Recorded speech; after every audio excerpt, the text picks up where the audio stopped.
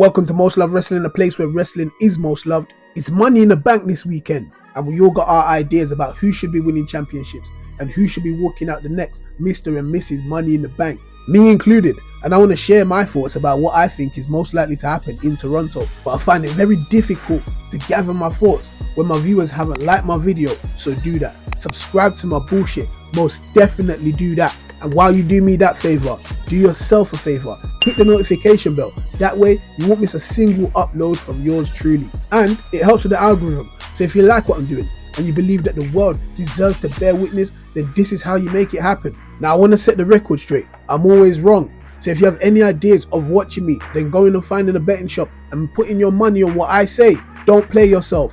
Do not be stupid. Great, disclaimer's done. Sami Zayn versus Bron Breakker for the Intercontinental Championship. I don't see why they would book this match if they're not going to give the victory to Bron Breakker. I don't sit with the rest of the world when they say that if Bron were to lose, then they have buried him. But I do agree that it's an absolute terrible idea. Unless they intend to put Ludwig and Sheamus back into the mix. It would be understandable considering that nobody has been removed from the mix. Nobody has lost to anybody in this four-way. On paper, Sheamus and Ludwig have as much claim to Sami Zayn and the Intercontinental Championship as Bron Breakker does, but I'm going to stay where I am. Bron Breakker has no business losing here, even if it is in Canada. So my official prediction for this match is Bron Breakker. We got a 6-man tag team match. The Bloodline versus Cody Rhodes, Randy Orton and Kevin Owens. Jacob Fatu's first match in the WWE. Tanga Loa's first match of any consequence. Solo Sikoa's first match as the Tribal Chief. Last time Cody was directly in war with the Bloodline, they got whooped. Randy Orton, he's always getting whooped by the Bloodline. Kevin Owens too, but the main things to take away: Solo Sikoa's first match as Tribal Chief. Jacob Fatu's first match in the WWE, period. This whole angle is a flop if they lose. How are we supposed to take them seriously?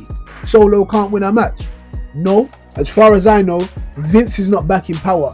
So as far as I know, there should be no stupidity involved. So with that being said, I predict the Bloodline winning the World Heavyweight Championship. Damian Priest versus Seth Rollins. Damian right now is in his something to prove era. We called this man out before. We didn't believe in him. But I think that he's proved us all wrong. Some people don't want to admit it. But you know what? The truth is he has not sucked as a champion. And maybe cool, we had low expectations for him. And he exceeded them expectations. But nonetheless, you still gotta respect it. Seth Rollins is back early. And I don't think that that's for no reason. It's either for two things: getting Damian Priest over, or he's taking back that World Heavyweight Championship. Him and Damian have a gentleman's agreement going on. If Seth Rollins loses, he can't challenge Damian for the World Heavyweight Championship again. But if Damian loses, he's out of the Judgment Day. Let's keep it a stack. The Judgment Day are not on the same page, at least from where Damian Priest stands. And I think that the tensions are going to come to a climax at the Money in the Bank. I think that Finn Balor is going to cost Damian Priest the World Heavyweight Championship. And even so, I think that Damian will lose and then end up getting jumped on Monday by the Judgment Day. Either way, I'm predicting a Seth Rollins victory here. And it makes sense for Gunther too. The Women's Money in the Bank ladder match. This match is going to be the best Women's Money in the Bank match ever. I'm going to just say that right off the bat. And if you disagree with me, let me just read out the field for you. Lyra Valkyria, Naomi, Io Sky, Tiffany Stratton and Zoe Stark. And you're giving them ladders that they can jump off. Plus, you got Chelsea Green's character work. You are mad if you don't have high expectations for this ladder match in comparison to the years previous. But to the predictions, it could really be any of them. The only one I don't see doing it is Zoe.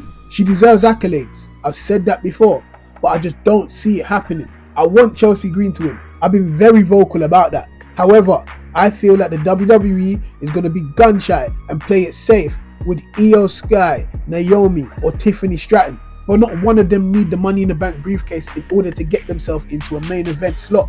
And this is in Chelsea Green's hometown. So not only do I want her to win, but I think it will be the correct decision to give the hometown crowd the thing that they want too. Give Chelsea Green the Money in the Bank briefcase. However, the WWE is going to be gun shy and they're going to play it safe. Meaning that your winner is going to be Tiffany Stratton.